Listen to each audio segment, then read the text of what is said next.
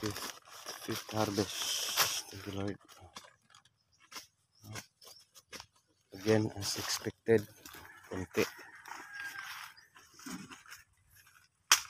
Grabe yung init. Timo, joke! So, real talk. Tayo dito sa Ampalaya. Ngayong napakainit yung panahon. Ay, dako, pwede ba?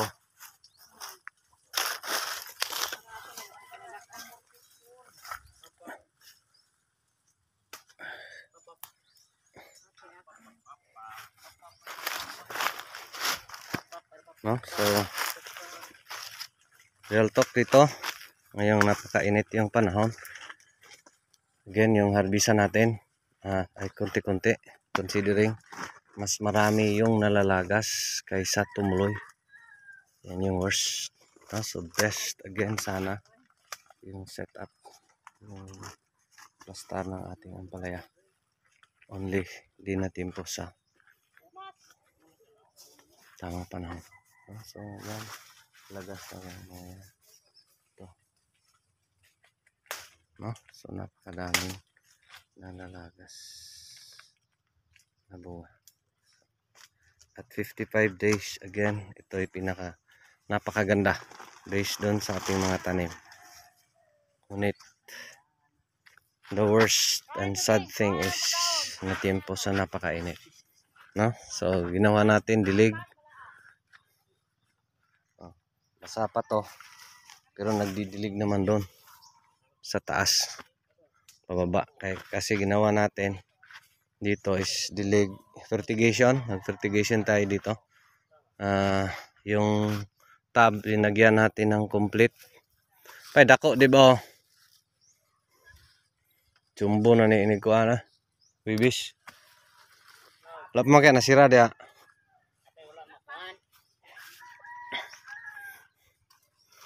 No, so yan yung pag di na tayo nag-drench, no? So gagawin ko nito mag side dress at saka yung fertigation, no? So yung fertigation natin timpla per tab, ay thanks God tumagas yung isa nating water source. Hirap kasi dito guys, isa yun sa problema natin is yung water source, no? So complete dito sa isang tab 10 kilos. Doon sa baba konti-konti lang kasi mas maliit doon, no? So yan yung everyday, yan yung gagawin natin.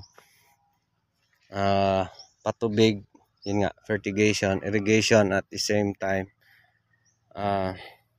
fertilization, no? So mag-add ako this afternoon or next kain, mag-add ako ng 1620. Yan yung gagamitin kong maintenance ng abono.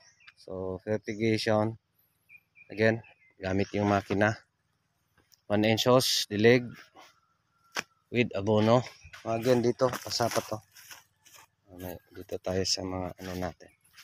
So tapos real talk dito sa farming,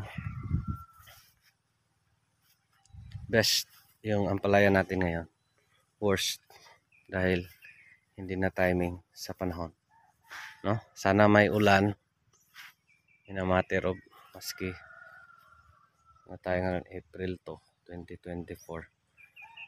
Sana may ulan, I hope and pray yung miracle rain, no? So di kaya talaga. Tapos yung variety natin napaka-sensitive ting init, itong napakainit, no? Daming bunga, daming lagas, sayang, no? So dito ilang kilo ba yung pwede makuha in a week, no? So dito guys sa 1,900 ka puno, with God's grace and God's blessings, mahirap makakuha ng marami, no? Considering yung itong setup na to, yung sitwasyon na to, na tempo pa sa magandang panahon, kaya nito makakuha ng 4,000 to 5,000 kilos per week yan. Kilo. 4,000 to 5,000 kilos in a week. Considering ganito. No? Kasi grabe. Extremes. Extremes yung pagbunga. Extremes yung paglago. At 55 days Snacks joke! 55 days napakalayo na. No? So ito yung best setup sana. Pero nga lang, mas marami yung nalalagas kaysa tumuloy. No? So yung harvest natin, ano na yun? 500 kilos. No?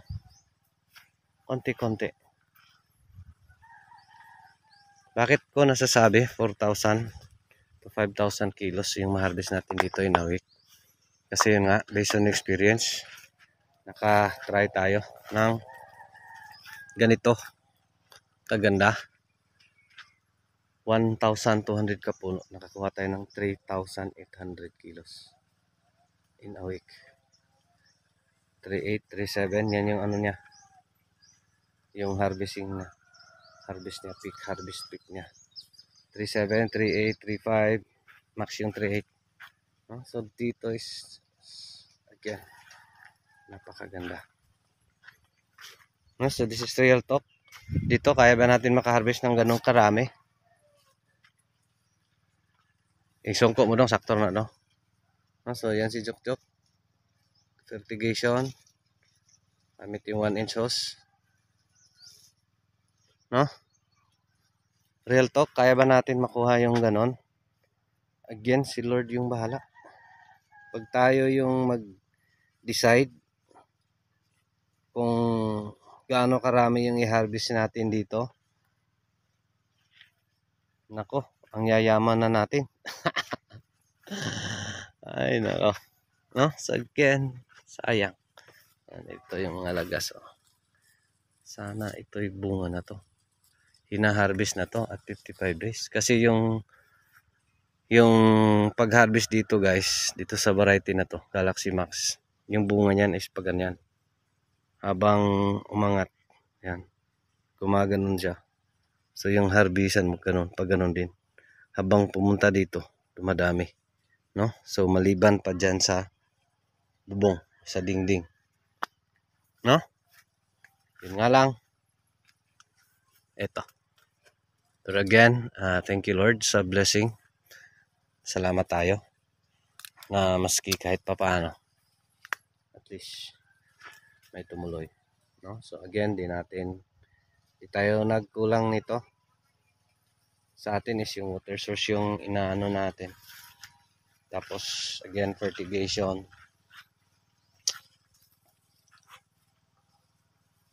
Maglisod kag kuoton na dong ha. Deren lang age jok ha. Pati sa tumakina. Timo sa. No, so yun lang siguro. Again, ito'y napakaganda. Napakaganda sa mata sana pag hindi pa lang malalagas. Pare-pareho lang kasi dito guys, lahat. Dami yung naglilo. Tapos dyan mga maliliit. Tapos matutulis. Ito kasi yan. Ayan. Nagilo. Ito lagas na to. Ito lagas na to. Diba? Ilan na lang yung natira. Ito, malalagas ito. No? Ito lagas na. Ito lagas na rin. Nasa yan yung mahirap. No? So marami sana. Ayan nga lang. Mahirap. Ito, napakainit. Titingnan mo, basa pa yan. Basang basa. No? Kasi dilig tayo. Kahapon, morning afternoon yung pagdilig. Pero hindi enough yung effort natin. Pero again, I hope and pray na makayanan pa ng ating mga tanim. No? Itong extremes na panahon. No? Sana may ulan. Musta sa area ninyo? Dito sa Cebu, wala nang ulan. Tapos upland tayo.